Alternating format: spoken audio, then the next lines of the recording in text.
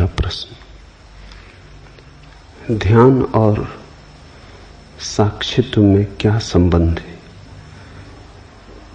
उनसे चित्त वृत्तियां और अहंकार किस प्रकार विसर्जित होता है? पूर्ण निरअहंकार को उपलब्ध हुए बिना क्या समर्पण संभव है? गैरिक वस्त्र और माला ध्यान और साक्षी में ध्यान और साक्षी साधना में कहां तक सहयोगी? और कृपया यह भी समझाएं कि साक्षित्व, जागरूकता और सम्यक स्मृति में क्या अंतर है?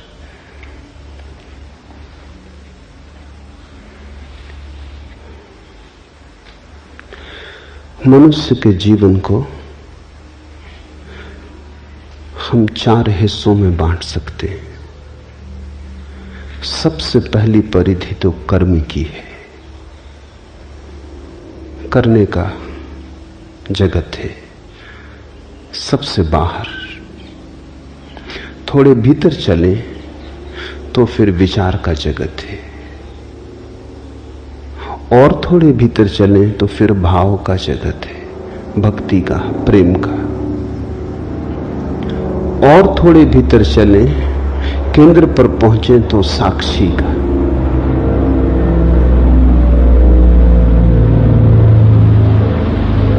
साक्षी हमारा स्वभाव है, क्योंकि उसके पार जाने का कोई उपाय नहीं। कभी कोई नहीं गया, कभी कोई जा भी नहीं सकता। साक्षी का साक्षी होना असंभव है। साक्षी तो बस साक्षी है, उससे पीछे नहीं हटा जा सकता। वो हमारी बुनियाद आ गई। साक्षी की बुनियाद पर यह हमारा भवन है, भाव का, विचार का, कर्म का। इसलिए 3 योग हैं, कर्म योग, ज्ञान योग, भक्ति योग। वे तीनों ही ध्यान की पद्धतियां हैं। उन तीनों से ही साक्षी पर पहुंचने की चेष्टा होती। कर्म योग का अर्थ है कर्म धन ध्यान। सीधे कर्म से साक्षी पर जाने की जो चेष्टा है वही कर्म योग है। तो ध्यान पद्धति हुई और साक्षी भाव लक्ष्य हुआ। पूछा है ध्यान और साक्षित्व में क्या संबंध है? ध्यान मार्ग हुआ, साक्षित्व मंजिल हुई। ध्यान की परिपूर्णता है साक्षित्व, और साक्षी भाव का प्रारंभ है ध्यान। तो जो कर्म के ऊपर ध्यान को आरोपित करेगा, जो कर्म के जगत में ध्यान को जोड़ेगा, कर्म धन ध्यान, वो कर्म योगी। फिर ज्ञान योगी है, वो विचार के ऊपर ध्यान को आरोपित करता है, वो विचार के जगत में ध्यान को जोड़ता है, वो ध्यान पूर्वक विचार करने लगता है, एक नई प्रक्रिया जोड़ देता है कि जो भी करेगा होश पूर्वक करेगा। जब विचार धन ध्यान की स्थिति बनती है तो फिर साक्षी की तरफ यात्रा शुरू हुई। ध्यान है दिशा परिवर्तन। जिस चीज के साथ भी ध्यान जोड़ दोगे वही चीज साक्षी की तरफ ले जाने का वाहन बन जाएगी। फिर तीसरा मार्ग है भक्ति योग। भाव के साथ ध्यान का जोड़, भाव के साथ ज्ञान का, ध्यान का गठबंधन, भाव के साथ ध्यान की भांवर। तो भाव के साथ ध्यानपूर्ण हो जाओ। इन 3 मार्गों से व्यक्ति साक्षी की तरफ आ सकता है, लेकिन लाने वाली विधि ध्यान है। मौलिक बात ध्यान है। जैसे कोई वैद्य तुम्हें औषधि दे और कहे शहद में मिला के ले लेना, और तुम कहो शहद में लेता नहीं, मैं जैन धर्म का पालन करता हूं। तो वो कहे दूध में मिला के ले लेना, और तुम कहो दूध में ले नहीं सकता, क्योंकि दूध तो रक्त का ही हिस्सा है। मैं क्वेकर ईसाई हूं, मैं दूध नहीं पी सकता, दूध तो मांसाहार है। तो वैद्य कहे पानी में मिला के ले लेना, लेकिन औषधि एक ही है। मधु, दूध या जल, कोई फर्क नहीं पड़ता, वो तो सिर्फ औषधि को गटकने के उपाय है, गले से उतर जाए। औषधि अकेली ना उतरेगी। ध्यान औषधि है। 3 तरह के लोग हैं जगत में। कुछ लोग हैं जो बिना कर्म के जी नहीं सकते, उनके सारे जीवन का प्रवाह कर्मठता का है। खाली बैठाओ, बैठ ना सकेंगे, कुछ ना कुछ करेंगे। ऊर्जा है, बहती हुई ऊर्जा है, कुछ हर्ज नहीं। तो सदगुरु कहते हैं कि फिर तुम कर्म के साथ ही ध्यान की औषधि को गटक लो। चलो यही सही, तुमसे कर्म छोड़ते नहीं बनता, ध्यान तो जोड़ सकते हो कर्म में। तुम कहते हो कर्म छोड़ के तो मैं क्षण भर नहीं बैठ सकता, बैठ में सकते ही नहीं, बैठना मेरे बस में नहीं, मेरा स्वभाव नहीं। मनोवैज्ञानिक जिनको एक्सट्रोवर्ट कहते हैं, बहिर्मुखी, सदा संलग्न है, कुछ ना कुछ काम चाहिए। जब तक थक के गिर ना जाएं, सो ना जाएं, तब तक कर्म को छोड़ना उन्हें संभव नहीं, कर्म उन्हें स्वाभाविक है। तो सदगुरु कहते हैं ठीक, कर्म पर ही सवारी कर लो, इसी का घोड़ा बना लो, इसी में मिला लो औषधि को और गटक जाओ। असली सवाल औषधि का है। तुम ध्यानपूर्वक कर्म करने लगो, जो भी करो मूर्छा में मत करो, होश पूर्वक करो। करते समय जागे रहो। फिर कुछ हैं जो कहते हैं कर्म का तो हम पर कोई प्रभाव नहीं, लेकिन विचार की बड़ी तरंगें उठती हैं। विचारक हैं, कर्म में उन्हें कोई रस नहीं, बाहर में उन्हें कोई उत्सुकता नहीं, मगर भीतर बड़े तरंगें उठती हैं, बड़ा कोलाहल है, और भीतर वो क्षण भर को निर्विचार नहीं हो पाते। वे कहते हैं कि हम बैठे शांत होकर तो और विचार आते, इतने वैसे नहीं आते जितने शांत होकर बैठ के आते हैं।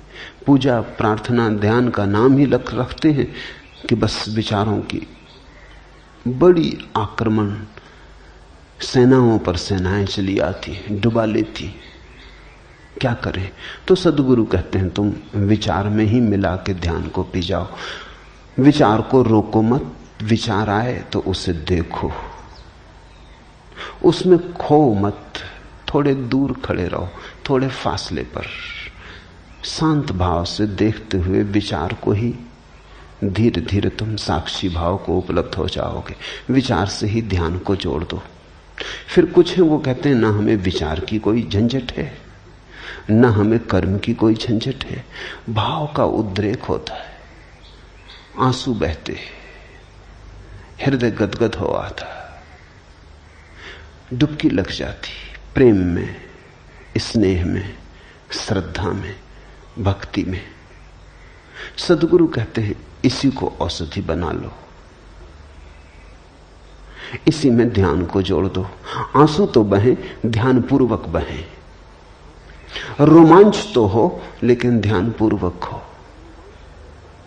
लेकिन सारसूत्र ध्यान है। ये जो भक्ति, कर्म और ज्ञान के भेद हैं, ये औषधि के भेद नहीं, औषधि तो एक ही है। और यही तुम्हें अष्टावक्र को समझना होगा। अष्टावक्र कहते हैं सीधे ही छलांग लगा जाओ, औषधि सीधी ही गटकी जा सकती। वो कहते हैं इन साधनों की भी जरूरत नहीं है। इसलिए अष्टावक्र न तो ज्ञान योगी हैं, न भक्ति योगी, न कर्म योगी। वो कहते हैं सीधे ही साक्षी में उतर जाओ, इन बहानों की कोई जरूरत नहीं। ये औषधि सीधी ही गटकी जा सकती है। छोड़ो बहाने, वाहन छोड़ो, सीधे ही दौड़ सकते हो, साक्षी सीधे ही हो सकते हो। इसलिए जहां तक अष्टावक्र का संबंध है, साक्षी और ध्यान में कोई फर्क नहीं। लेकिन जहां तक और पद्धतियों का संबंध है, साक्षी और ध्यान में फर्क है। ध्यान है विधि, साक्षी है मंजिल। अष्टावक्र के लिए तो मार्ग और मंजिल एक है, इसलिए तो वो कहते हैं अभी हो जाओ आनंदित। जिसकी मंजिल और मार्ग अलग है वो कभी नहीं कह सकता अभी हो जाओ। वो कहेगा चलो, लंबी यात्रा है, चढ़ो, तब पहुंचोगे पहाड़ पर। अष्टावक्र कहते हैं आंख खोलो, पहाड़ पर बैठे हो, कहां जाना, कैसा जाना। इसलिए अष्टावक्र के सूत्र तो अति क्रांतिकारी है। न तो ज्ञान, न भक्ति, न कर्म, तीनों ही इस ऊंचाई पर नहीं पहुंचते। शुद्ध साक्षी की बात है। ऐसा समझो कि दवाई गटकनी तक नहीं है, समझ लेना काफी है,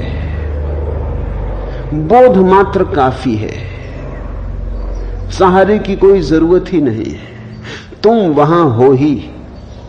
लेकिन ऐसा होता है कि कुछ लोग असमर्थ हैं इस बात को मानने में। एक सूफी कहानी है। एक फकीर सत्य को खोजने निकला। अपने ही गांव के बाहर जो पहला ही संतों से मिला, एक वृक्ष के नीचे बैठे, उससे उसने पूछा कि मैं सद्गुरु को खोजने निकला हूं, आप बताएंगे कि सद्गुरु के लक्षण क्या हैं? उस फकीर ने लक्षण बता दिए। लक्षण बड़े सरल थे। उसने कहा ऐसे ऐसे वृक्ष के नीचे बैठा मिले, इस आसन में बैठा हो, ऐसी ऐसी मुद्रा हो, बस समझ लेना कि यही सद्गुरु है। चला खोजने। साधक कहते हैं 30 साल बीत गए, सारी पृथ्वी पे चक्कर मार चुका है, बहुत जगह गया लेकिन सद्गुरु न मिला। बहुत मिले मगर कोई सद्गुरु न था। थका मांदा अपने गांव वापस लौटा। लौट रहा था तो हैरान हो गया, भरोसा ना आया। वो बूढ़ा बैठा था उसी वृक्ष के नीचे। अब उसको दिखाई पड़ा कि ये तो वृक्ष वही है जो इस बूढ़े ने कहा था, ऐसे ऐसे वृक्ष के नीचे बैठा हो, और ये आसन भी वही लगाया है, लेकिन ये आसन तो 30 साल पहले भी लगाया था। क्या मैं अंधा था? इसके चेहरे पे भाव भी वही, मुद्रा भी वही। वो उसके चरणों में गिर पड़ा, कहा कि आपने पहले ही मुझे क्यों ना कहा? 30 साल मुझे भटकाया क्यों? ये क्यों ना कहा कि मैं ही सद्गुरु? उस बूढ़े ने कहा मैंने तो कहा था, लेकिन तुम तब सुनने को तैयार न थे। तुम बिना भटके घर भी नहीं आ सकते। अपने घर आने के लिए भी तुम्हें 1000 घरों पर दस्तक मारनी पड़ेगी, तभी तुम आओगे। कह तो दिया था मैंने, सब बता दिया था कि ऐसे ऐसे वृक्ष की, यही वृक्ष की व्याख्या कर रहा था, यही मुद्रा में बैठा था, लेकिन तुम भागे भागे थे, तुम ठीक से सुन ना सके, तुम जल्दी में थे, तुम कहीं खोजने जा रहे थे। खोज बड़ी महत्वपूर्ण थी, सत्य महत्वपूर्ण नहीं था तुम्हें, लेकिन आ गए तुम। मैं थका जा रहा था, तुम्हारे लिए बैठा बैठा इसी मुद्रा में। 30 साल तुम तो भटक रहे थे, मेरी तो सोचो। इसी झाड़ के नीचे बैठा कि किसी दिन तुम आओगे तो कहीं ऐसा ना हो कि तब तक मैं विदा हो जाऊं। तुम्हारे लिए रुका था, आ गए तुम। 30 साल तुम्हें भटकना पड़ा अपने कारण। सद्गुरु मौजूद था। बहुत बार जीवन में ऐसा होता है, जो पास है वो दिखाई नहीं पड़ता, जो दूर है वो आकर्षक मालूम होता है, दूर के ढोल सुहावने मालूम होते हैं।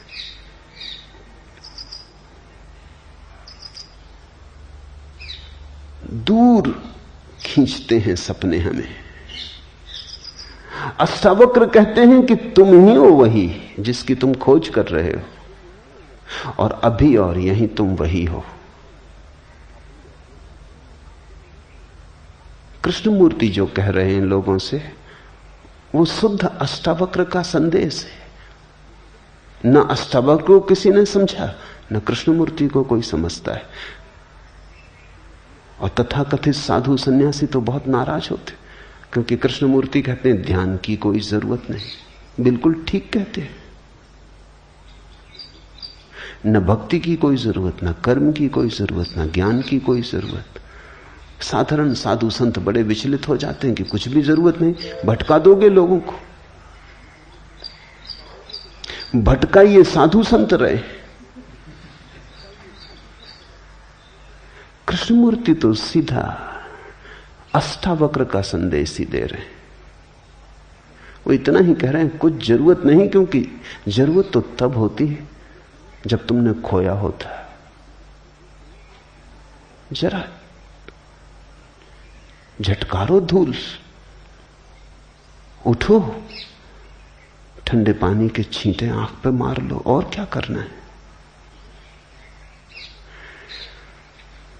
तो अष्टावक्र के दर्शन में तो साक्षी और ध्यान एक ही है, क्योंकि मंजिल और मार्ग एक ही है।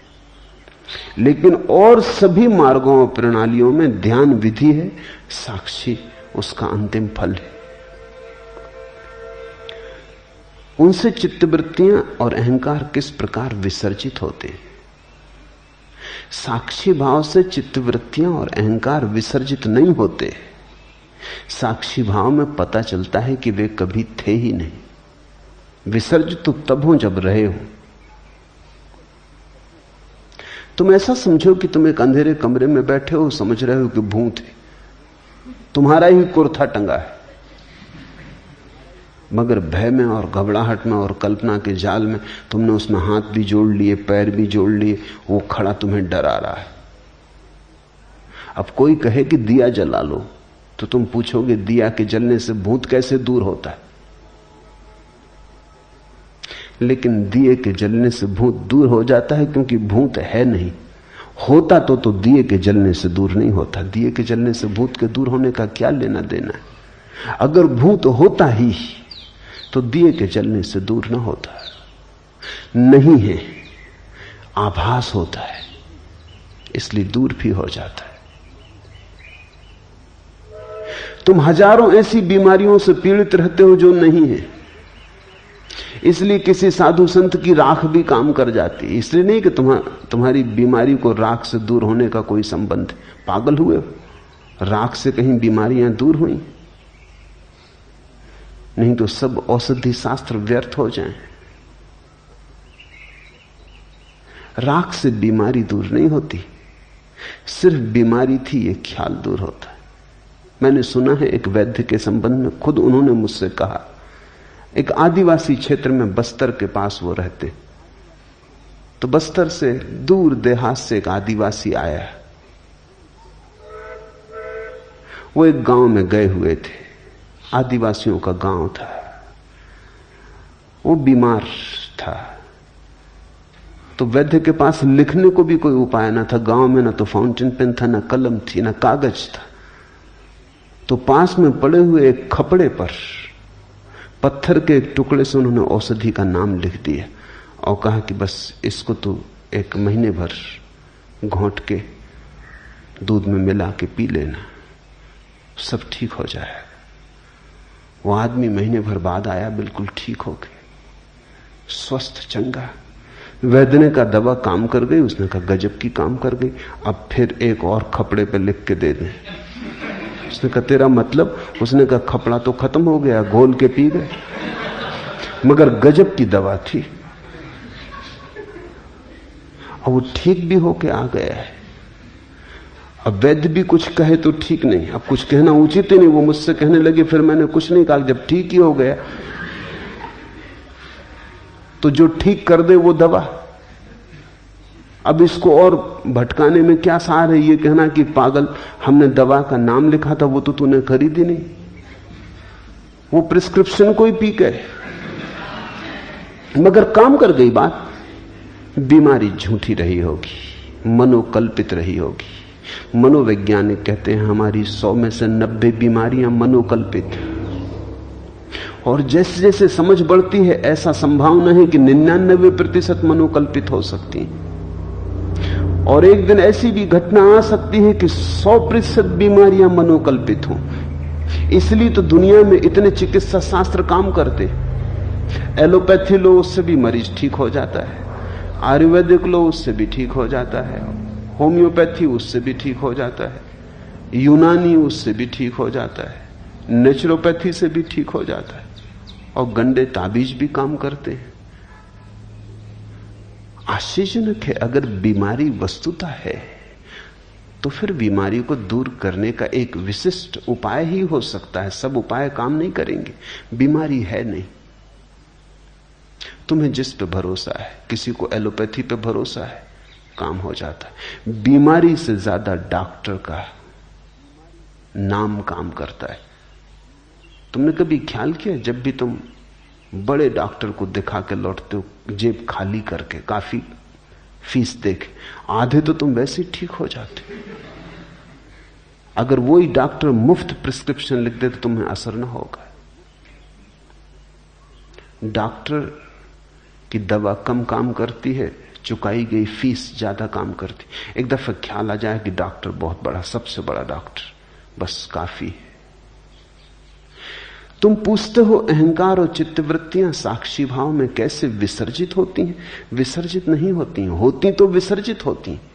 साक्षी भाव में पता चलता है कि अरे पागल, नाहक भटकता था, अपने ही कल्पना के मृग जाल बिछाए, मृग तृष्णाएं बनाई, सब कल्पना थी। विसर्जित नहीं होती, साक्षी में जाग के पता चलता है थी ही नहीं। पूर्ण निरअहंकार को उपलब्ध हुए बिना क्या समर्पण संभव है? यह महत्वपूर्ण प्रश्न है। पूछने वाला कह रहा है पूर्ण निरअहंकार को उपलब्ध हुए बिना क्या समर्पण संभव है? लेकिन पूछने वाले का मन शायद अनजाने में चालाकी कर गया। निरअहंकार में तो पूर्ण जोड़ा है, समर्पण में पूर्ण नहीं जोड़ा। पूर्ण निरअहंकार के बिना पूर्ण समर्पण संभव नहीं है।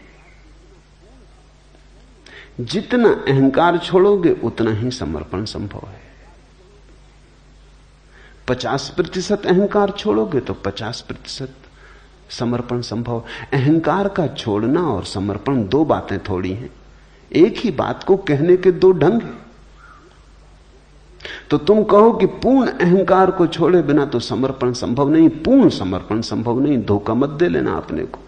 तो सोचो कि समर्पण की क्या जरूरत जब पूर्ण अहंकार छूटेगा, और वो तो कब छूटेगा, कैसे छूटेगा?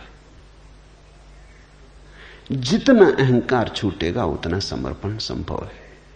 अब पूर्ण की प्रतीक्षा मत करो, जितना बने उतना करो। उतना कर लोगे तो और आगे कदम उठाने की सुविधा हो जाएगी। जैसे कोई आदमी अंधेरी रात में यात्रा पर जाता है, हाथ में उसके छोटी सी कंदील है, 4 कदम तक रोशनी पड़ती है। वो आदमी कहे कि इससे तो 10 मील की यात्रा कैसे हो सकती? 4 कदम तक रोशनी पड़ती, 10 मील तक अंधेरा है, भटक जाएंगे। तो हम उससे कहेंगे तुम घबराओ मत, 4 कदम चलो। जब तुम 4 कदम चल चुके होगे, रोशनी 4 कदम आगे बढ़ने लगेगी।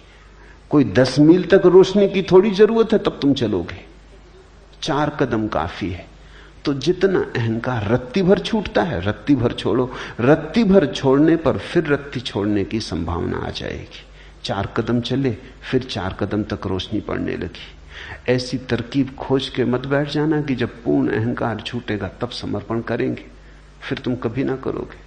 तुमने बड़ी कुशलता से बचाव कर लिया। उतना ही समर्पण होगा, यह बात सच है, जितना अहंकार छूटेगा। तो जितना छूटता हो उतना तो कर लो। जितना कमा सको समर्पण उतना तो कमा लो। शायद उसका स्वाद तुम्हें और तैयार कर दे, उसका आनंद अहोभाव तुम्हें और हिम्मत दे दे। हिम्मत स्वाद से आती है। कोई आदमी कहे कि जब तक हम पूरा तैरना न सीख लेंगे तब तक पानी में न उतरेंगे। ठीक कह रहा है, गणित की बात कह रहा है, तर्क की बात कह रहा है। ऐसे बिना सीखे पानी में उतर गए और खा गए डुबकी, ऐसी झंझट न करेंगे। पहले तैरना सीख लेंगे पूरा, फिर उतरेंगे। मगर पूरा सीखोगे कहां? गद्दी पर। पूरा तैरना सीखोगे कहां? पानी में तो उतरना ही पड़ेगा। मगर तुमसे कोई नहीं कह रहा है कि तुम सागर में उतर जाओ, किनारे पर उतरो, गले गले तक उतरो, जहां तक हिम्मत हो वहां तक उतरो, वहां तैरना सीखो। धीरे धीरे हिम्मत बढ़ेगी, 2-2 हाथ आगे बढ़ोगे, सागर की पूरी गहराई भी फिर तैरी जा सकती। तैरना आ जाए एक बार, और तैरना आने के लिए उतरना तो पड़ेगा ही। किनारे पर ही उतरो। मैं नहीं कह रहा हूं कि तुम सीधे किसी पहाड़ से किसी गहरी नदी में छलांग लगा लो। किनारे पर ही उतरो। जल के साथ थोड़ी दोस्ती बनाओ, जल को जरा पहचानो, हाथ पैर तड़फड़ाओ। तैरना है क्या? कुशलता पूर्वक हाथ पैर तड़फड़ाना। तड़फड़ाना सभी को आता है। किसी आदमी को जो कभी नहीं तैरा उसे भी पानी में फेंक दो तो वो भी तड़फड़ाता है। उसमें और तैरने वाले में फर्क थोड़ी सी कुशलता का है, क्रिया का कोई फर्क नहीं। हाथ पैर वो भी फेंक रहा है, लेकिन उसका पानी पे भरोसा नहीं है, अपने पे भरोसा नहीं है। वो डर रहा है कि कहीं डूब ना जाऊं। वो डर ही उसे डुबा देगा। जल ने थोड़ी किसी को कभी डुबाया है। तुमने देखा मुर्दे ऊपर तैर जाते, मुर्दे पानी पे तैरने लगते।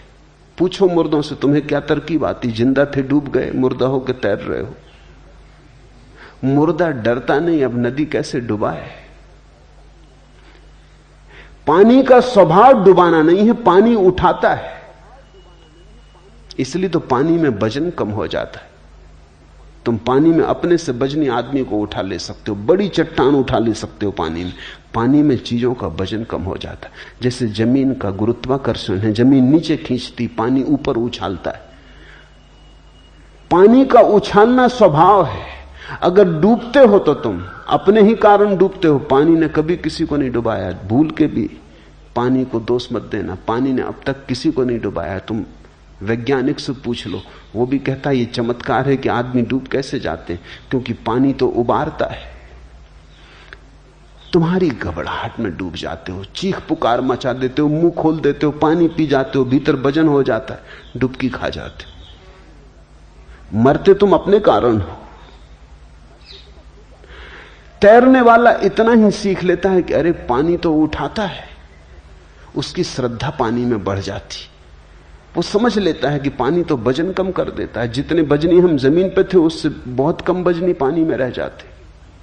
तुमने देखा होगा, कभी तुम बाल्टी कुएं में डालते हो, जब बाल्टी भर जाती है, पानी में डूबी होती तो कोई वजन नहीं होता। खींचो पानी के ऊपर और वजन शुरू हुआ। पानी तो निर्भर करता है, डुबाएगा कैसे। सीखने वाला धीरे धीरे इस बात को पहचान लेता है, श्रद्धा का जन्म होता है। पानी पर भरोसा आ जाता है कि ये दुश्मन नहीं है, मित्र है, ये डुबाता ही नहीं। फिर तो कुशल तैराक बिना हाथ पैर फैलाए, बिना हाथ पैर चलाए पड़ा रहता है जल पर, कमलवत। ये वही आदमी है जैसे तुम हो, कोई फर्क नहीं, सिर्फ इसमें श्रद्धा का जन्म हुआ और इसे अपने पे भरोसा आ गया, जल पे भरोसा आ गया, दोनों की मित्रता सध गई। ठीक ऐसा ही समर्पण में घटता है। समर्पण में डर यही है कि कहीं हम डूब ना जाएं। तो किनारे पे उतरो। तुमसे कोई 100 डिग्री समर्पण करने को कह भी नहीं रहा है। 1 डिग्री सही, उतर उतर के पहचान आएगी, स्वाद बढ़ेगा, रस जगेगा, प्राण पुलकित होंगे। तुम चकित होगे कि कितना गमाया। अहंकार के साथ जरा से समर्पण से कितना पाया। नए द्वार खुले, प्रकाश द्वार, नई हवाएं बही प्राणों में, नई पुलक, नई उमंग, सब ताजा ताजा। तुम पहली दफा जीवन को देखोगे, तुम्हें पहली दफा आंखों से धुंध हटेगी, प्रभु का रूप थोड़ा थोड़ा प्रकट होना शुरू होगा। इधर समर्पण, उधर प्रभु पास आया, क्योंकि इधर तुम मिटना शुरू हुए, उधर प्रभु प्रकट होना शुरू हुआ। प्रभु दूर थोड़ी, तुम्हारे बजनी अहंकार के कारण तुम्हें दिखाई नहीं पड़ता। तुम्हारी आंखें अहंकार से भरी हैं, इसलिए दिखाई नहीं पड़ता। खाली आंखें देखने में समर्थ हो जाती। फिर धीरे धीरे हिम्मत बढ़ती जाती, श्रद्धा, आत्मविश्वास। तुम और समर्पण करते हो, एक दिन तुम पूरी छलांग ले लेते हो। एक दिन तुम कहते हो अब बस बहुत हो गया। अपने को बचाने में ही अपने को गमाया अब तक। एक दिन समझ में आ जाती बात, अब डुबा देंगे और डुबा के बचा लेंगे। धन है वे जो डूबने को राजी, क्योंकि उनको फिर कोई डुबा नहीं सकता। अभागे हैं वे जो बच रहे हैं, क्योंकि वे डूबे ही हुए हैं। उनकी नाव आज नहीं कल टकरा के डूब जाएगी। फिर अहंकार और समर्पण की बात में एक बात और ख्याल कर लेनी जरूरी है। मन बड़ा चालाक है, वो तरकीबें खोजता है। मन कहता है तो पहला कौन, अहंकार का छोड़ना पहले कि समर्पण पहले? पहले समर्पण करें तो अहंकार छूटेगा कि अहंकार छोड़ें तो समर्पण होगा? तुम इस तरह की बातें, बाजार जाते हो अंडा खरीदने, तब तुम नहीं पूछते कि पहले कौन, अंडा की मुर्गी। अगर तुम ये पूछो तो तुम अंडा खरीद के कभी घर ना आ सकोगे। तुम बस खरीद के चले आते हो, पूछते नहीं कि पहले कौन। पहले पक्का तो कर ले कि अंडा पहले कि मुर्गी पहले। अंडा या मुर्गी, बहुत लोगों ने विवाद किए। अंडा मुर्गी का प्रश्न बड़ा प्राचीन है। पहले कौन आता है, बड़ा कठिन है उत्तर खोज पाना। क्योंकि जैसे ही तुम कहो अंडा पहले आता, कठिनाई शुरू हो जाती, क्योंकि अंडा आया होगा मुर्गी से, तो मुर्गी पहले आ गई। जैसे ही कहो मुर्गी आती पहले, वैसी मुश्किल फिर खड़ी हो जाती, क्योंकि मुर्गी आएगी कैसे बिना अंडे के? ये तो एक वर्तुलाकार चक्कर है। प्रश्न भूल भरा है। प्रश्न भूल भरा है इसलिए है कि मुर्गा और अंडे दो नहीं है। मुर्गा और अंडा एक ही चीज की दो अवस्थाएं। आगे पीछे रखने में, दो कर लेने में तुम प्रश्न को उठा रहे हो। मुर्गी अंडे का एक रूप है, पूरा प्रकट रूप। अंडा मुर्गी का एक रूप है, अप्रकट रूप, जैसे बीज और वृक्ष। ऐसा ही निरअहंकार और समर्पण है। कौन पहले, इस विवाद में पड़ के समय मत गंवाना। अगर मुर्गी ले आए तो अंडा भी ले आए, अगर अंडा ले आए तो मुर्गी भी ले आए। एक आ गया तो दूसरा आ ही गया। कहीं से भी शुरू करो। अगर अहंकार छोड़ सकते हो, अहंकार छोड़ने से शुरू करो। अगर अहंकार नहीं छोड़ सकते तो समर्पण करने से शुरू करो। समर्पण किया तो अहंकार छूटा, पूर्ण छूटा, ऐसा मैं कह नहीं रहा हूं। जितना समर्पण किया उतना छूटा। अगर समर्पण करना मुश्किल मालूम पड़ता है तो अहंकार छोड़ो। जितना छूटेगा अहंकार उतना समर्पण हो जाएगा। दुनिया में दो तरह के धर्म हैं, एक है निरअहंकारिता के धर्म और एक है समर्पण के धर्म। एक है मुर्गी पर जोर देने वाले धर्म, एक है अंडे पर जोर देने वाले धर्म। दोनों सही हैं, क्योंकि एक आ गया तो दूसरा अपने आप आ जाता है। जैसे महावीर का धर्म है जैन धर्म, बुद्ध का धर्म है बौद्ध धर्म, उनमें समर्पण के लिए कोई जगह नहीं। सिर्फ अहंकार छोड़ो।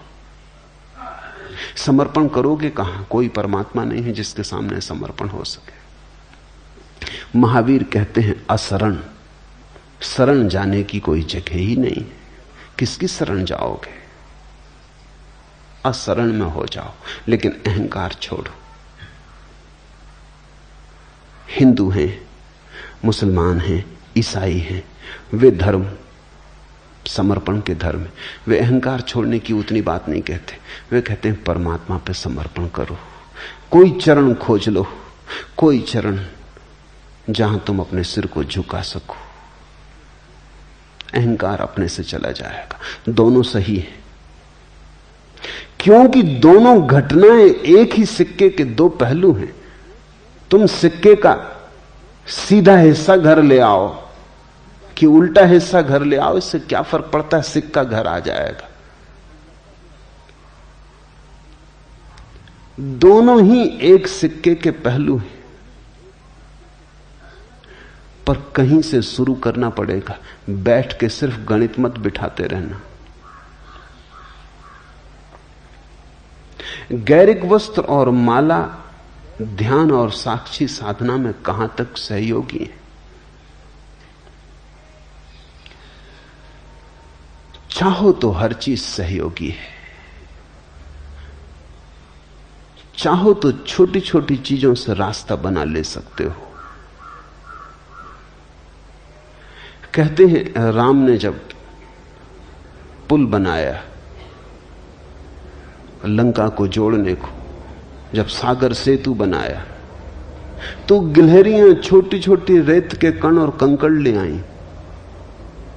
उनका भी हाथ हुआ, उन्होंने भी सेतु को बनने में सहायता दी। बड़े बड़ी चट्टाने वाले लाने वाले लोग भी थे, छोटी छोटी गिलहरियां भी थीं, जो उनसे बन सका उन्होंने किया। कपड़े के बदल लेने से बहुत आशा मत करना, क्योंकि कपड़े के बदल लेने से अगर सब बदलता होता तो बात बड़ी आसान हो जाती। माला के गले में डाल लेने से ही मत समझ लेना कि बहुत कुछ हो जाएगा, क्रांति घट जाएगी। इतनी सस्ती क्रांति नहीं है। लेकिन इससे यह भी मत सोच लेना कि यह गिलहरी का उपाय, इससे क्या होगा। राम ने गिलहरियों को भी धन्यवाद दिया। ये छोटे छोटे उपाय भी कारगर हैं। कारगर इस तरह है, अचानक तुम अपने गांव वापस जाओगे गैरिक वस्त्रों में, सारा गांव चौंक के तुम्हें देखेगा। तुम उस गांव में फिर ठीक उसी तरह से न बैठ पाओगे जिस तरह पहले बैठते थे।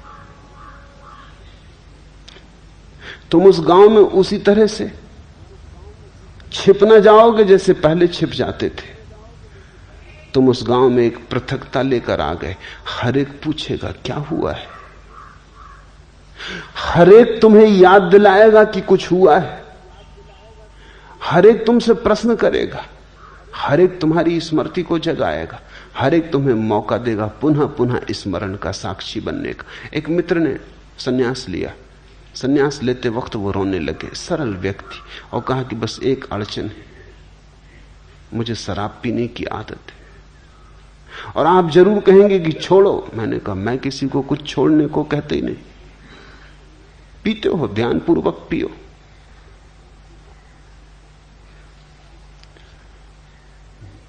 उन्होंने कहा क्या मतलब, सन्यासी होके भी मैं शराब पीऊं? तुम्हारी मर्जी, सन्यास मैंने दे दिया, अब तुम समझो। वो कोई महीने भर बाद आए, कहने लगे आपने चालबाजी की। शराब घर में खड़ा था, एक आदमी आके मेरे पैर पड़ लिया, कहा स्वामी जी कहां से आए? मैं भागा वहां से। मैंने कहा कि ये स्वामी जी उस शराब घर में। वो आदमी कहने लगा आपने चालबाजी की। अब शराब घर की तरफ जाने में डरता हूं कि कोई पैर वगैरह छू ले या कोई नमस्कार वगैरह कर ले। आज 15 दिन से नहीं गया हूं। एक स्मृति बनी, एक याददाश्त जगी। तुम इन गैरिक वस्त्रों में उसी भांति क्रोध न कर पाओगे जैसा कल तक करते रहे थे। कोई चीज चोट करेगी, कोई चीज कहेगी अब तो छोड़ो। अब ये गैरिक वस्त्रों में बड़ा बेहुदा लगता है। मैं तुम्हारे लिए गैरिक वस्त्र देकर सिर्फ थोड़ी अड़चन पैदा कर रहा हूं, और कुछ भी नहीं। तुम अगर चोर हो तो उसी आसानी से चोर न रह सकोगे। तुम अगर धन के पागल दीवाने हो, लोभी हो, तो तुम्हारे लोभ में वही बल न रह जाएगा। तुम अगर राजनीति में दौड़ रहे हो, पद की प्रतिष्ठा में लगे थे, अचानक तुम पाओगे कुछ सार नहीं। ये छोटे से वस्त्र बड़े प्रतीकात्मक हो जाएंगे। अपने आप में इनका मूल्य नहीं है, लेकिन इनके साथ जुड़ जाने में तुम धीरे धीरे पाओगे बात तो बड़ी छोटी थी, बीज तो बड़ा छोटा था, धीरे धीरे बड़ा हो गया। धीरे धीरे उसने सब बदल डाला। तुम्हारे कृत्य बदलेंगे, तुम्हारी आदतें बदलेंगी, तुम्हारे उठने बैठने का ढंग बदलेगा, तुम्हारे जीवन में एक नया प्रसाद। लोगों की अपेक्षाएं तुम्हारे प्रति बदलेंगी, लोगों की आंखें तुम्हारे प्रति बदलेंगी। नाम का परिवर्तन, पुराने नाम से संबद्ध विच्छेद हो जाएगा। वस्त्र का परिवर्तन, पुरानी तुम्हारी रूपरेखा से मुक्ति हो जाएगी। ये गले में तुम्हारी माला तुम्हें मेरी याद दिलाती रहेगी। ये मेरे और तुम्हारे बीच एक सेतु बन जाएगी। तुम मुझे भूल ना पाओगे इतनी आसानी से, और लोग तुम्हें पृथक करने लगेंगे, और उनका पृथक करना तुम्हारे लिए साक्षी होने में बड़ा सहयोगी हो जाएगा। लेकिन मैं ये नहीं कह रहा हूं कि इतना कर लेने से सब हो जाएगा, कि बस पहन लिए वस्त्र और माला डाल ली, समझा कि खत्म, यात्रा पूरी। तुम पे निर्भर है। ये संकेत जैसे हैं, जैसे मील के किनारे पत्थर लगा होता, लिखा रहता है कि 12 मील, 50 मील, 100 मील दिल्ली। उस पत्थर पे कुछ बड़ा मतलब नहीं है। पत्थर हो या ना हो, दिल्ली 100 मील है तो 100 मील है। लेकिन पत्थर पर लिखी हुई लकीर, तीर का चिन्ह राही को हल्का करता। वो कहता चलो 100 मील ही बचा, 25 मील बचा, 50 मील बचा। स्विट्जरलैंड में मील के पत्थर की जगह मिनटों के पत्थर। अगर गाड़ी तुम्हारी रुक जाए कहीं किसी पहाड़ी जगह पर, तो तुम चकित होकर देखोगे कि बाहर खंबे पर पिछली स्टेशन कितनी दूर, 30 मिनट दूर, अगली स्टेशन कितनी दूर, 15 मिनट दूर। बड़ा महत्वपूर्ण प्रतीक है। तो अगर स्विस लोग अच्छी घड़ियां बनाने में कुशल हैं तो कुछ आश्चर्य नहीं। समय का उनका बोध बड़ा प्रगाढ़ है। मील नहीं लिखते, समय लिखते। 15 मिनट दूर।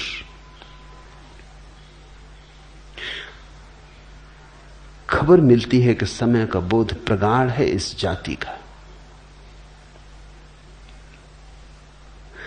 तुम गैरिक वस्त्र पहने हो, कुछ खबर मिलती तुम्हारे बाबत।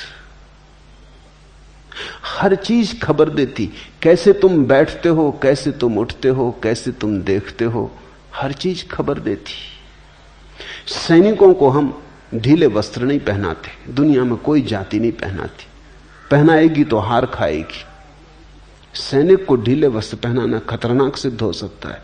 सैनिक को हम चुस्त वस्त्र पहनाते, इतने चुस्त वस्त्र जिनमें वो हमेशा अड़चन अनुभव करता है और इच्छा होती कि कब इनके बाहर कूद के निकल जाए। चुस्त वस्त्र झगड़ेलू आदत पैदा करते।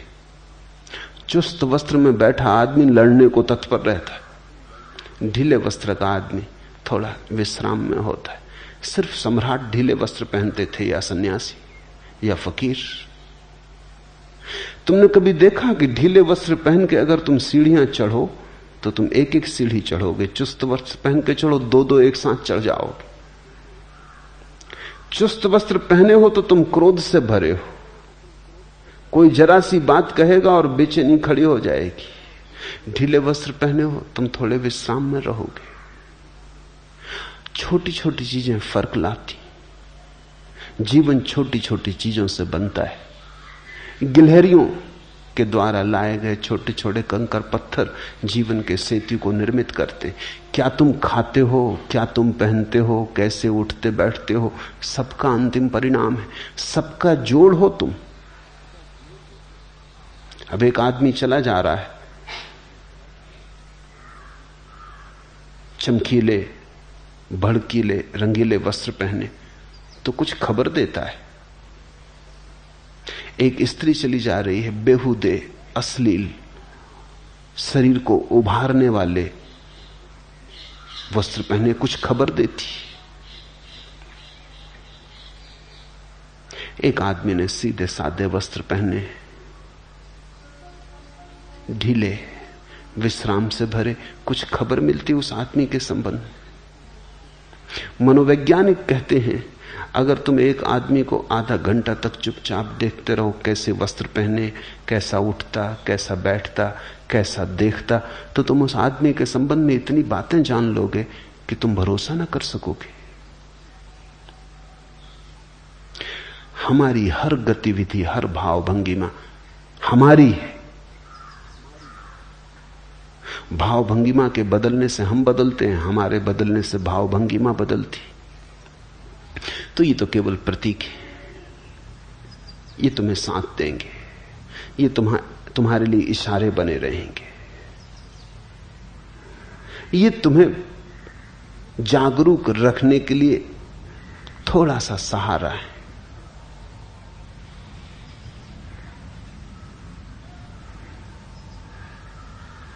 और कृपया यह भी समझाएं कि साक्षित्व, जागरूकता और सम्यक स्मृति में क्या अंतर है। कोई भी अंतर नहीं, वो सब पर्यायवाची शब्द हैं। अलग अलग परंपराओं ने उनका उपयोग किया है। जागरूकता कृष्णमूर्ति उपयोग करते हैं, सम्यक स्मृति, माइंडफुलनेस बुद्ध ने उपयोग किया है, साक्षित्व अष्टावक्र ने, उपनिषदों ने, गीता ने उपयोग किया है। सिर्फ भेद अलग अलग परंपराओं का है, लेकिन उनके पीछे जिसकी तरफ इशारा है वो एक ही है। दूसरा प्रश्न, आपके महागीता पर हुए पहले प्रवचन के समय अनेक लोग आंसू बहा के रो रहे थे, उसका क्या मतलब है? क्या रोने वाले कमजोर मन के लोग हैं या आपकी वाणी का यह प्रभाव है? कृपया इस पर थोड़ा प्रकाश डालें। एक बात पक्की है कि पूछने वाले कठोर मन के आदमी, आंसुओं में उन्हें सिर्फ कमजोरी दिखाई पड़ी। एक बात पक्की है, पूछने वाले व्यक्ति के आंख के आंसू सूख गए, आंखें बंजर हो गई, मरुस्थल जैसी, उनमें फूल नहीं खिलते। आंसू तो आंख के फूल हैं। पूछने वाले का भाव मर गया है, पूछने वाले का हृदय अवरुद्ध हो गया है।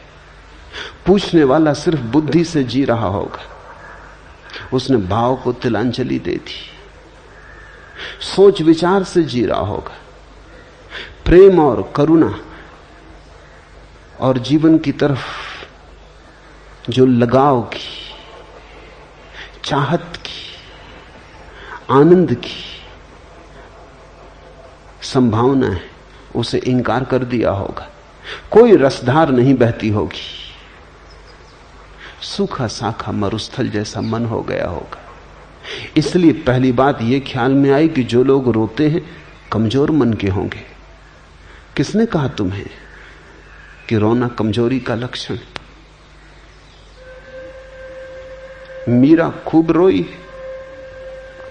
चैतन्य की आंखों से झरझर आंसू बहे। नहीं, कमजोरी के लक्षण नहीं, भाव के लक्षण, भाव की शक्ति के लक्षण। और ध्यान रखना, भाव विचार से गहरी बात है। मैंने कहा पहले कर्म की रेखा, फिर विचार की रेखा, फिर भाव की रेखा, फिर साक्षी का केंद्र। भाव साक्षी के निकटतम है,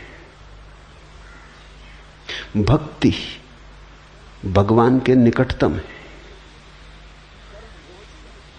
कर्म बहुत दूर है, वहां से यात्रा बड़ी लंबी है। विचार भी काफी दूर है, वहां से भी यात्रा काफी लंबी है। भक्ति बिल्कुल पास है। ख्याल रखना, आंसू जरूरी रूप से दुख के कारण नहीं होते।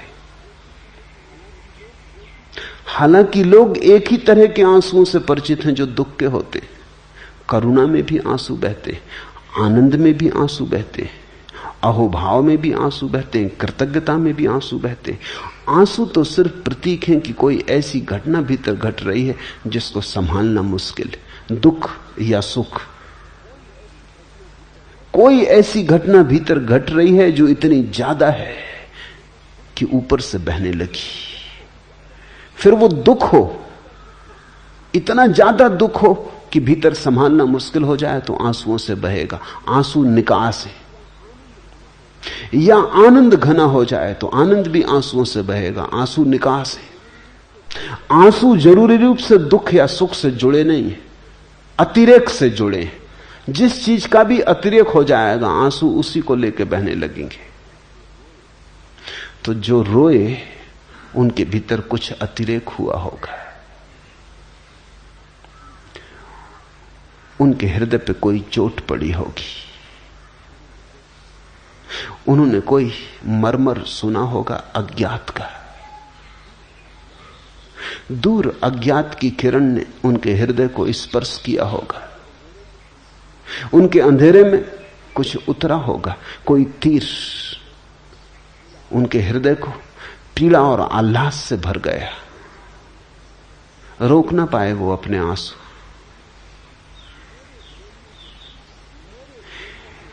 मेरे बोलने के प्रभाव से इसका कोई संबंध नहीं, क्योंकि तुम भी सुन रहे थे। अगर मेरे बोलने का ही प्रभाव होता तो तुम भी रोए होते, सभी रोए होते।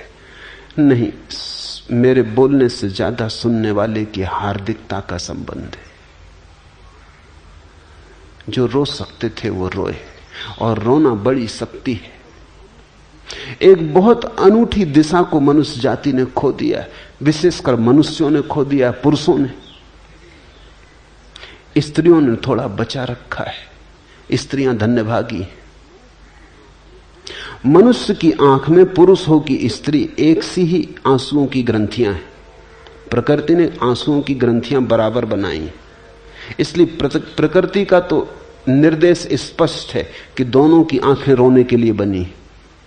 लेकिन पुरुष के अहंकार ने धीरे धीरे अपने को नियंत्रण में कर लिया है। धीरे धीरे पुरुष सोचने लगा है कि रोना स्त्रैण है, सिर्फ स्त्रियां रोती। इस कारण पुरुष ने बहुत कुछ खोया है, भक्ति खोई, भाव खोया।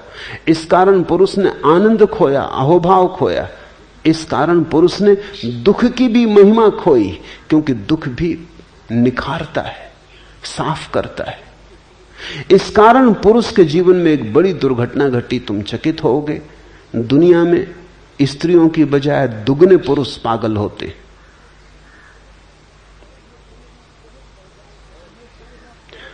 और यह संख्या बहुत बढ़ जाए अगर युद्ध बंद हो जाए, क्योंकि युद्ध में पुरुषों का पागलपन काफी निकल जाता है, बड़ी मात्रा में निकल जाता है। अगर युद्ध बिल्कुल बंद हो जाए 100 साल के लिए, तो डर है कि पुरुषों में से 90% पुरुष पागल हो जाएंगे। पुरुष स्त्रियों से ज्यादा आत्मघात करते हैं 2 गुना।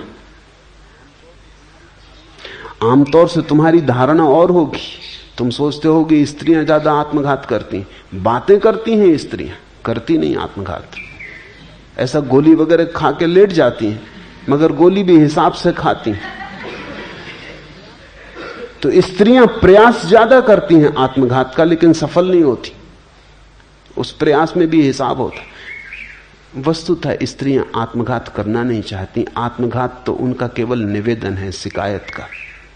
वो ये कह रही कि ऐसा जीवन जीने योग्य नहीं, कुछ और जीवन चाहिए था। वो तो सिर्फ तुम्हें खबर दे रही हैं कि तुम इतने वज्र हृदय हो गए हो कि जब तक हम मरने को तैयार ना हो शायद तुम हमारी तरफ ध्यान ही ना दोगे। वो सिर्फ तुम्हारा ध्यान आकर्षित कर रही। ये बड़ी अशोभन बात है कि ध्यान आकर्षित करने के लिए मरने का उपाय करना पड़ता है। आदमी जरूर खूब कठोर हो गया होगा, पथरीला हो गया होगा। स्त्रियां मरना नहीं चाहती, जीना चाहती। जीने के मार्ग पर जब इतनी अड़चन पाती हैं, कोई सुनने वाला नहीं, कोई ध्यान देने वाला नहीं, तब सिर्फ तुम ध्यान दे सको इसलिए मरने का उपाय करती। लेकिन पुरुष जब आत्महत्या करते हैं तो सफल हो जाते। पुरुष पागलपन में आत्महत्या करते। ज्यादा पुरुष मानसिक रूप से रुग्ण होते हैं। कारण क्या होगा? बहुत कारण है, मगर एक कारण उनमें आंसू भी है। मनोवैज्ञानिक कहते हैं पुरुषों को फिर से रोना सीखना होगा। ये बल नहीं है जिसको तुम बल कह रहे हो, ये बड़ी कठोरता है। बल इतना कठोर नहीं होता, बल तो कोमल का है। तुमने देखा पहाड़ से झरना गिरता है, जल प्रपात गिरता है, कोमल जल।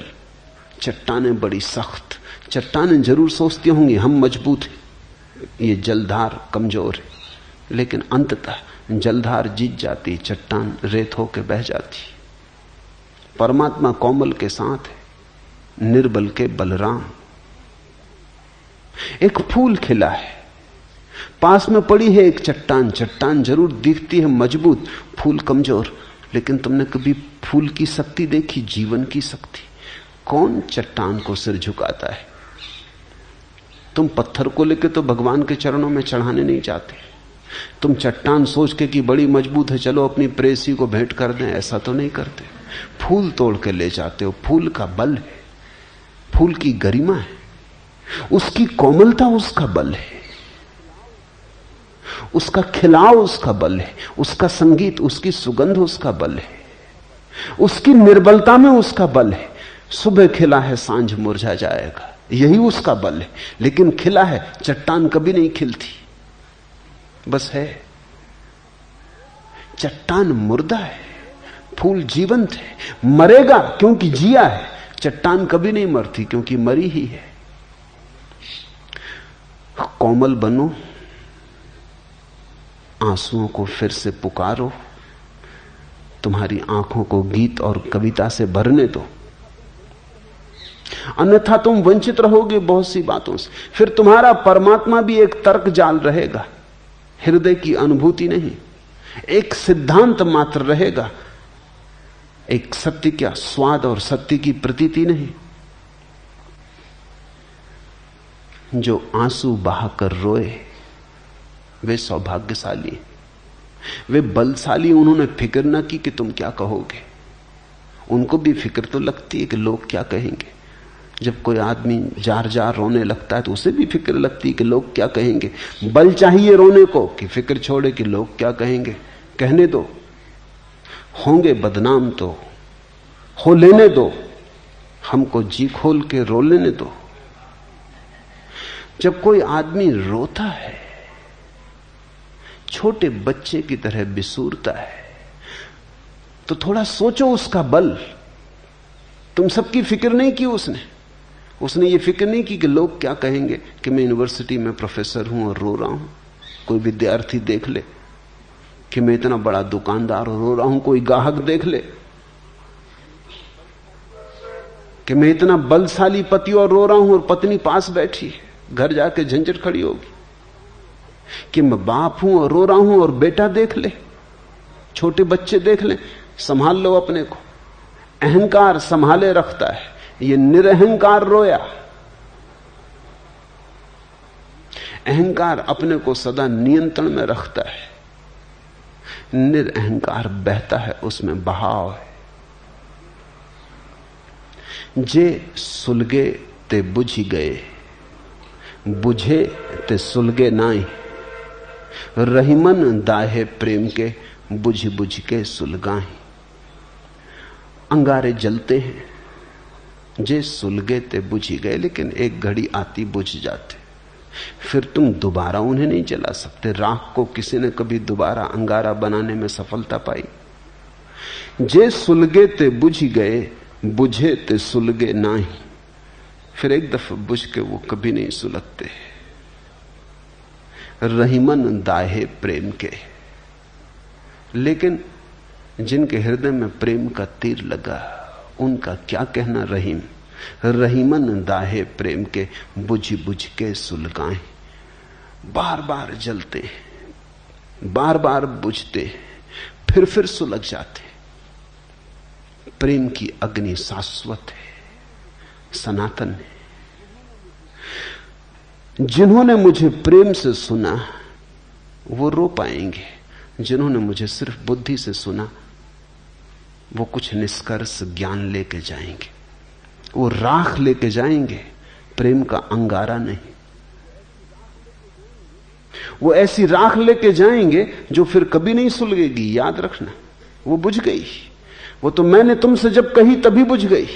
अगर तुमने बुद्धि में ली तो राख, अगर तुमने हृदय में ली तो अंगारा। इसलिए प्रेम का अंगारा जिनके भीतर पैदा हो जाएगा वो तो फिर जलेगा, फिर बुझेगा, फिर जलेगा।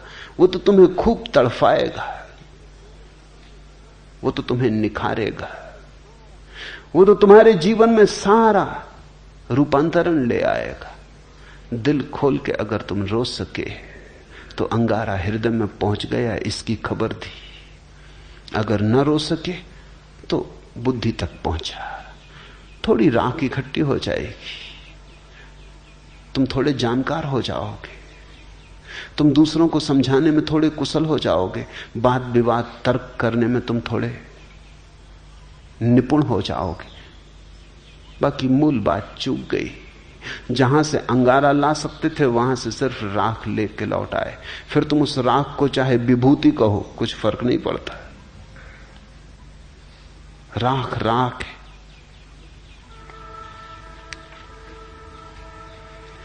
लगी आग उठे दर्द के राग दिल से,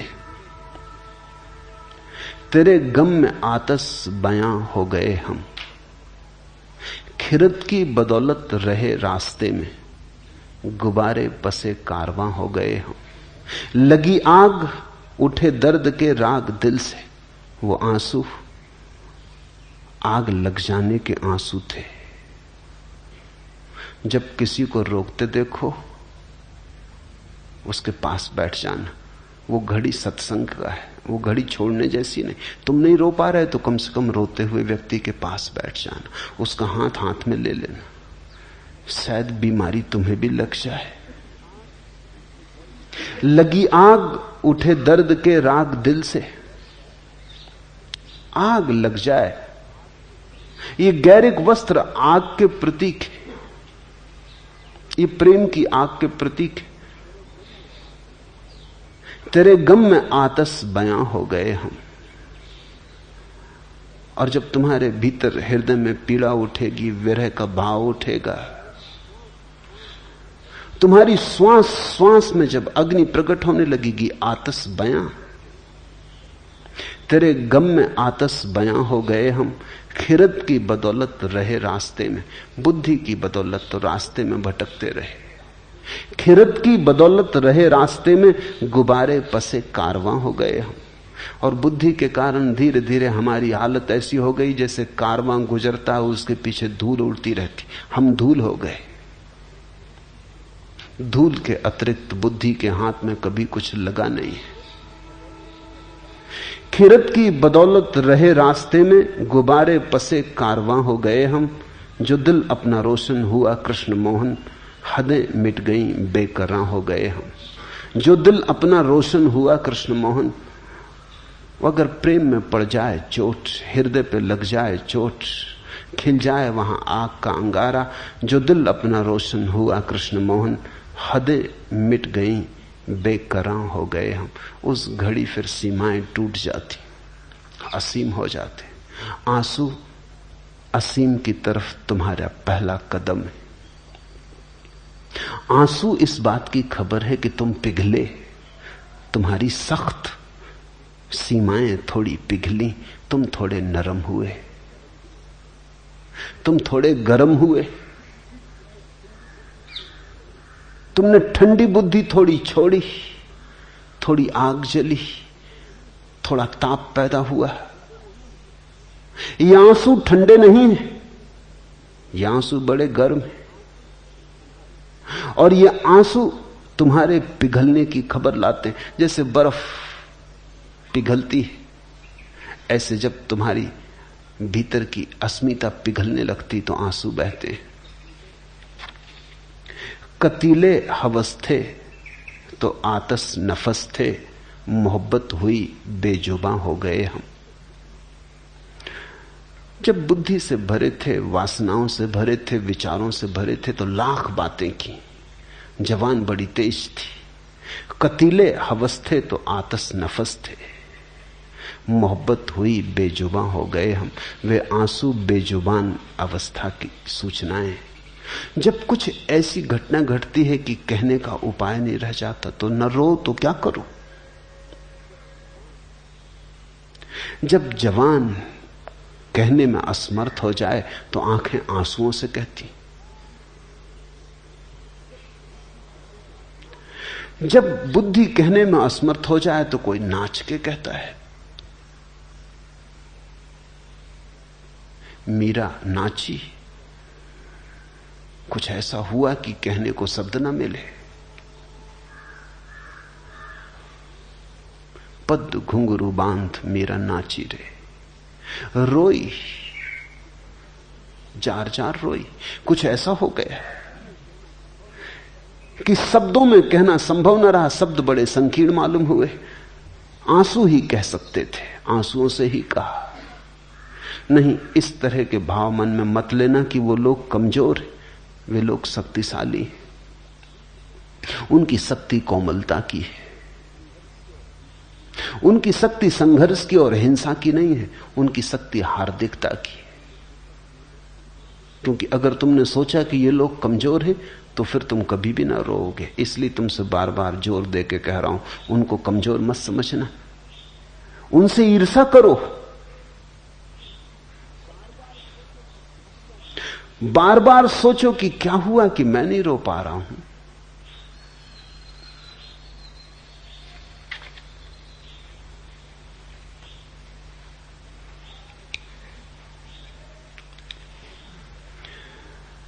भाव से भरा व्यक्ति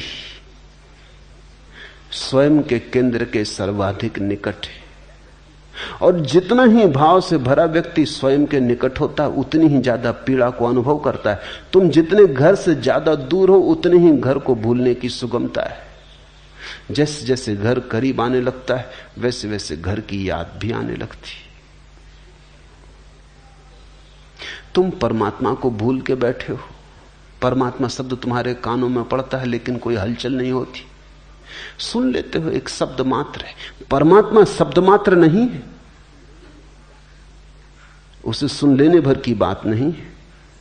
जिसके भीतर कुछ थोड़ी सी अभी भी जीवन की आग है उसे परमात्मा झकझोर देगा। शब्द मात्र झकझोर देगा। चाहते हो अगर मुझे दिल से, फिर भला किस लिए रुलाते हो। तो भक्त सदा परमात्मा से कहते रहे, चाहते हो अगर मुझे दिल से, फिर भला किस लिए रुलाते हो। रोशनी के घने अंधेरों में क्यों नजर से नजर चुराते हो। पास आए न पास आकर भी पास मुझको नहीं बुलाते हो। किस लिए आसपास रहते हो, किस लिए आसपास आते हो। तो अगर तुमने मुझे ठीक से सुना तो तुम्हें परमात्मा बहुत बार बहुत पास मालूम पड़ेगा। किस लिए आसपास रहते हो, किस लिए आसपास आते हो। पास आए न पास आकर भी पास मुझको नहीं बुलाते हो। चाहते हो अगर मुझे दिल से, फिर भला किस लिए रुलाते हो।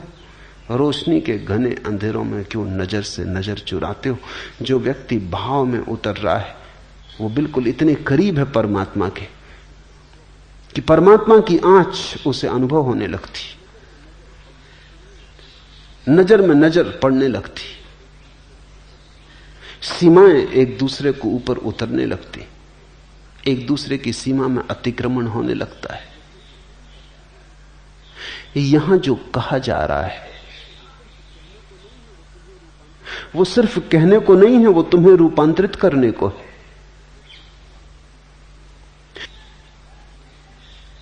वो तुम्हें संपूर्ण रूप से जड़ मूल से बदल देने की बात है।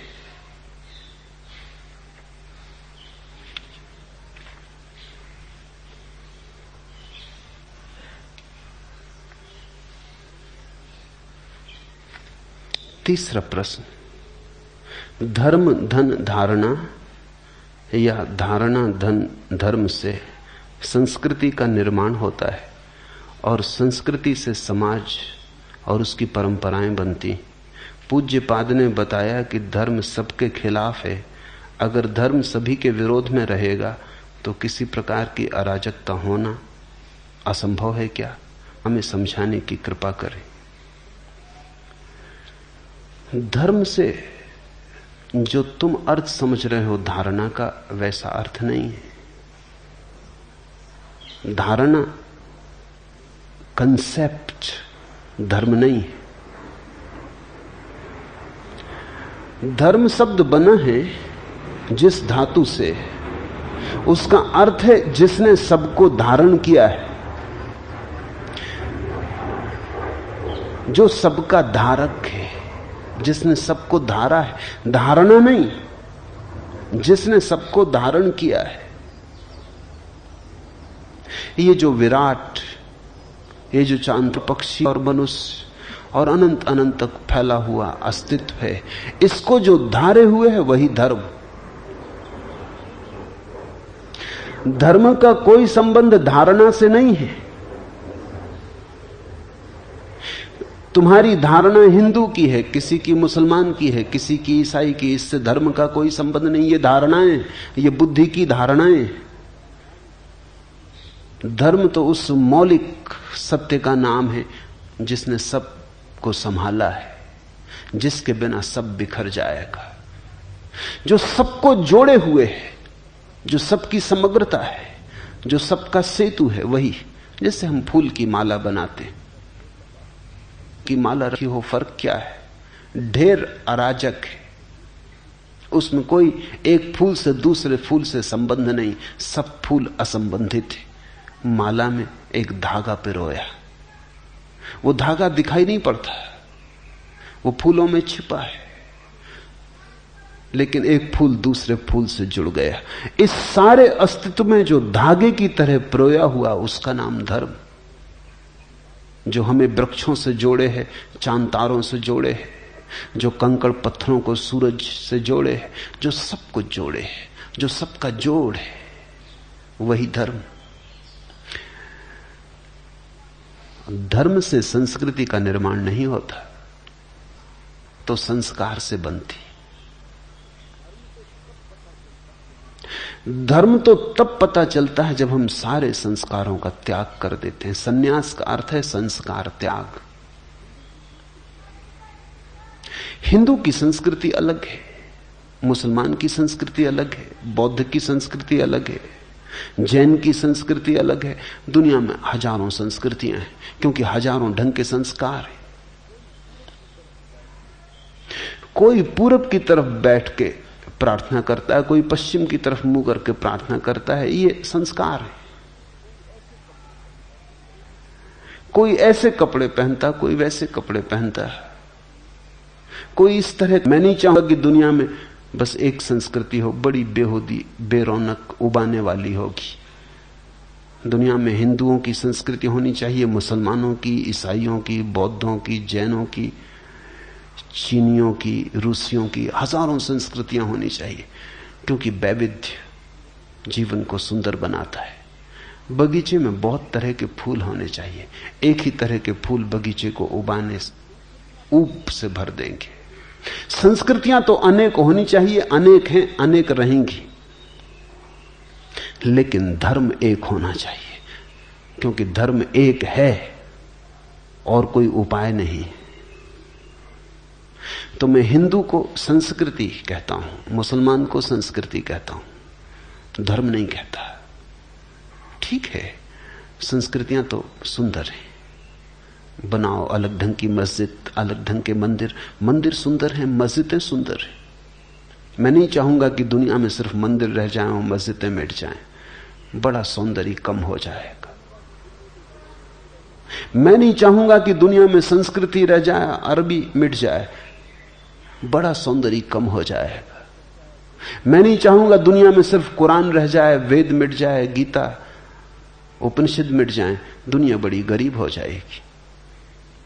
कुरान सुंदर है, साहित्य की अनूठी कृति है, काव्य की बड़ी गहन, कुछ लेना ना नहीं। वेद प्रिय है, अनूठे उद्घोष है, पृथ्वी की आकांक्षाएं हैं आकाश को छू लेने की।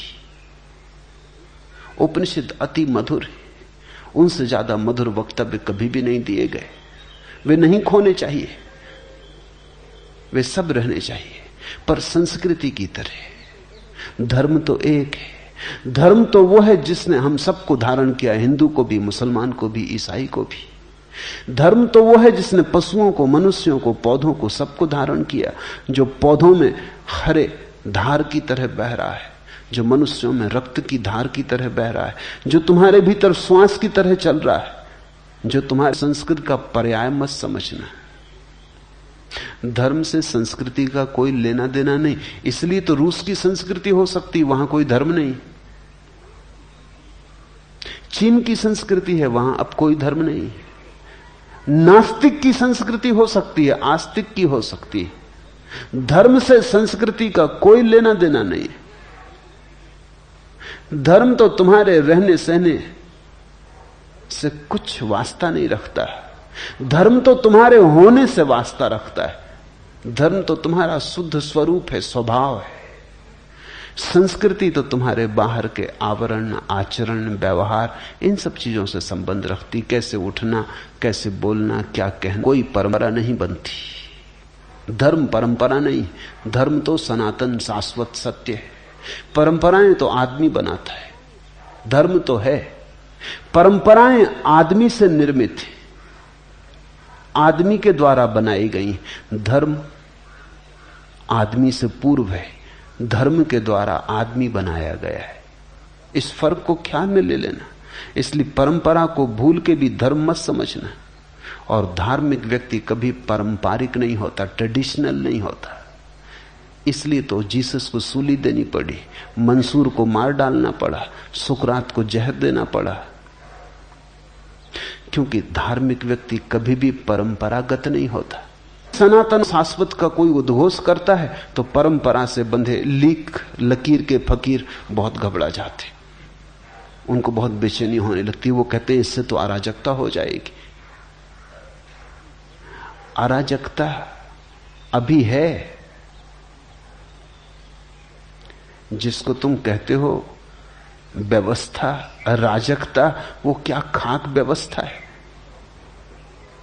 सारा जीवन कलह से भरा है, सारा जीवन न मालूम कितने अपराधों से भरा है, और सारा जीवन दुख से भरा है। फिर भी तुम घबराते हो अराजकता हो जाएगी। तुम्हारे जीवन में क्या है सिवाय नरक के? कौन सी बांसुरी बजती है तुम्हारे जीवन में? राख ही राख का ढेर है, फिर भी कहते हो अराजकता हो जाएगी। धार्मिक व्यक्ति विद्रोही तो होता है, अराजक नहीं। इसे समझना। धार्मिक व्यक्ति ही वस्तुतः राजक व्यक्ति होता है, क्योंकि उसने संबंध जोड़ लिया अनंत से, उसने जीवन के परम मूल से संबंध जोड़ लिया। अराजक तो कैसे होगा? हां, तुमसे संबंध टूट गया, तुम्हारी ढांचे व्यवस्था से वो थोड़ा बाहर हो गया। उसने परम से नाता जोड़ लिया, उसने उधार से नाता तोड़ दिया, उसने नगद से नाता जोड़ लिया, उसने बासे से नाता तोड़ दिया। कृति और सत्ता तो प्लास्टिक के फूलों जैसी है। धार्मिक व्यक्ति का जीवन वास्तविक फूलों जैसा है।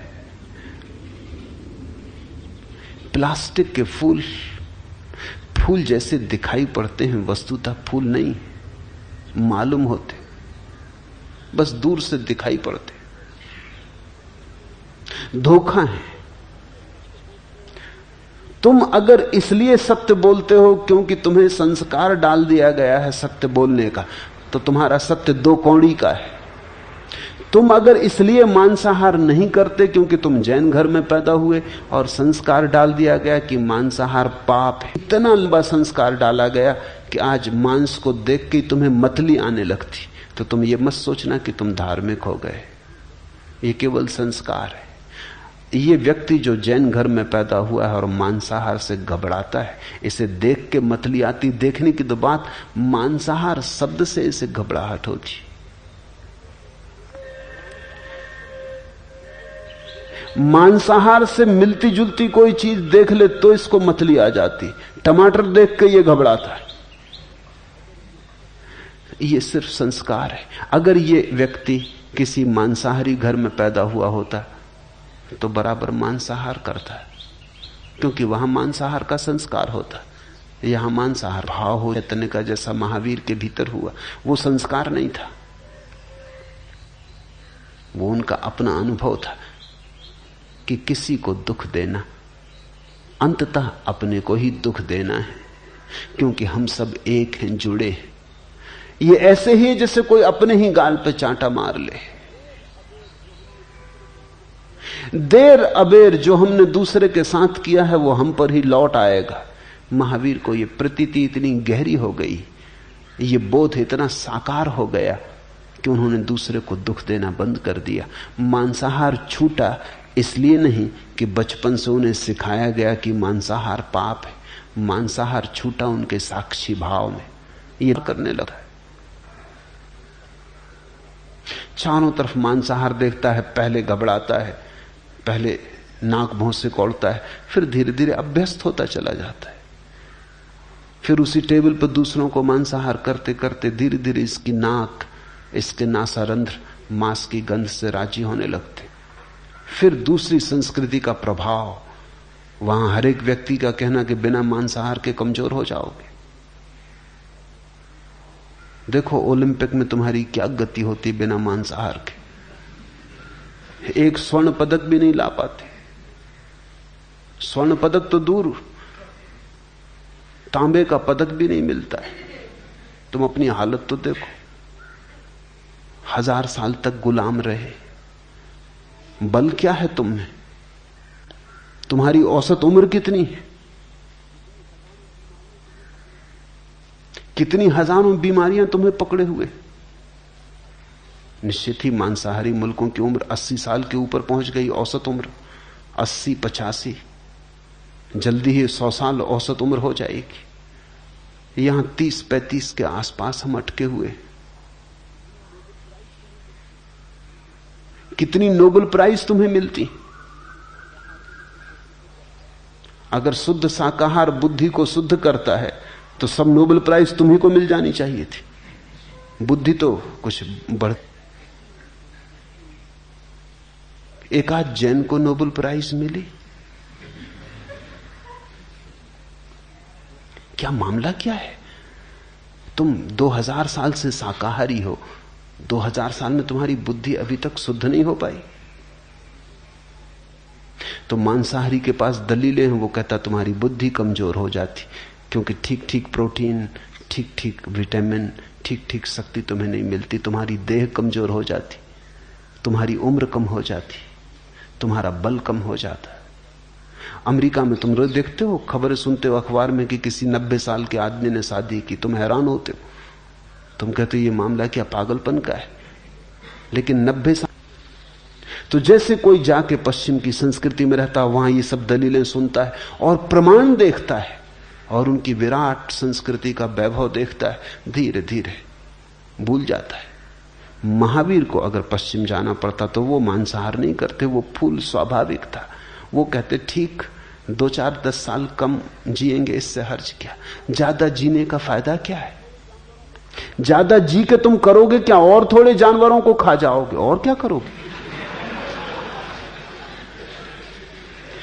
महावीर से अगर किसी ने कहा होता तो वो कहते जरा लौट के तो देखो, अगर तुम 100 साल जिए और तुमने जितने जानवर, पशु, पक्षी खाए उनकी जरा तुम कतार रख के तो हड्डियों के ढेर तुमने लगा दिए अपने चारों तरफ। एक आदमी जिंदगी में जितना मांसाहार करता है, हजारों लाखों पशु पक्षियों का ढेर लग जाएगा।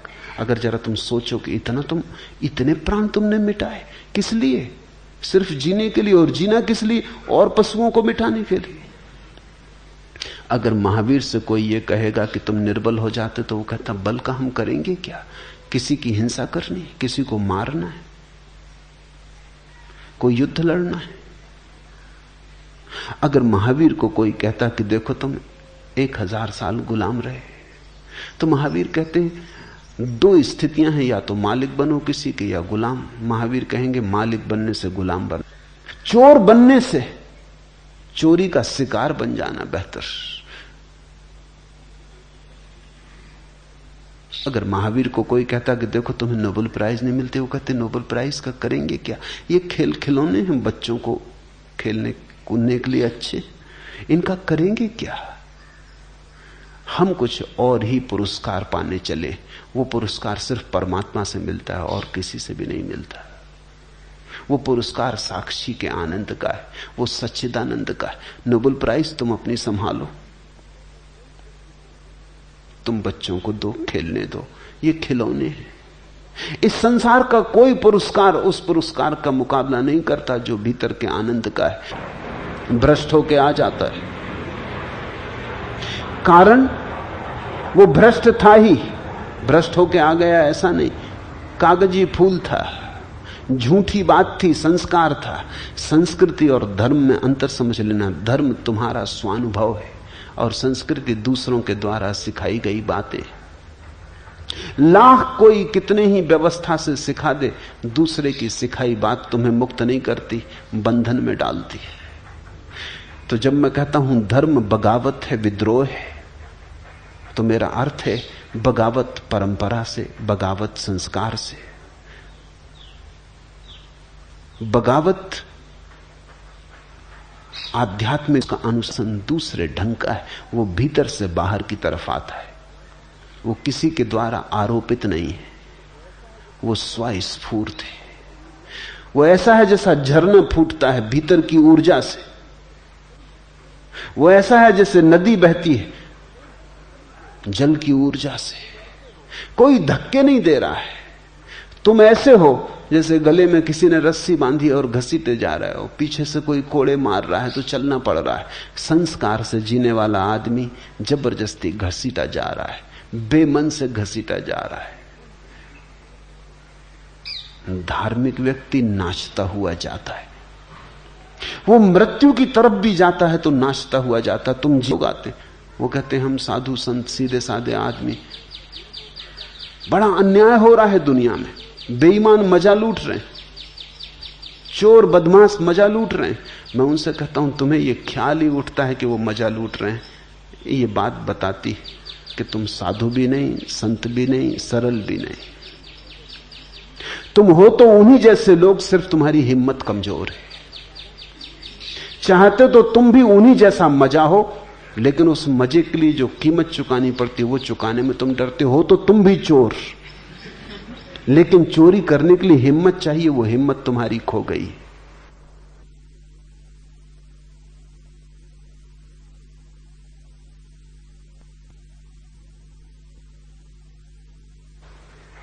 चाहते तो तुम भी हो कि बेईमानी करके धन का अंबार लगा लें, लेकिन बेईमानी करने में कहीं फंस ना जाएं, पकड़े ना जाएं,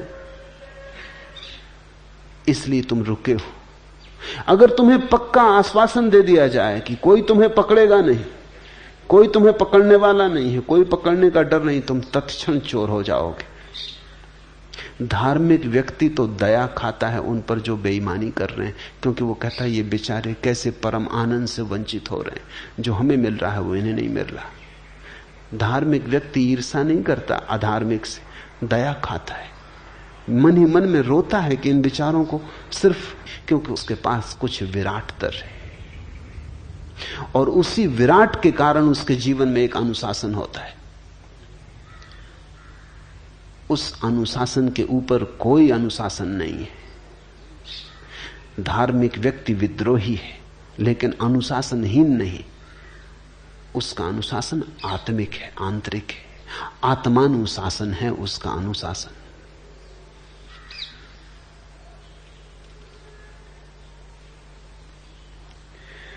और जिसको तुम राजकता कहते हो, जिसको तुम व्यवस्था कहते हो, ये व्यवस्था ने दिया क्या है? युद्ध दिए, हिंसा दी, पाप दिए, घृणा दी, वैमनस्य दिया क्या है?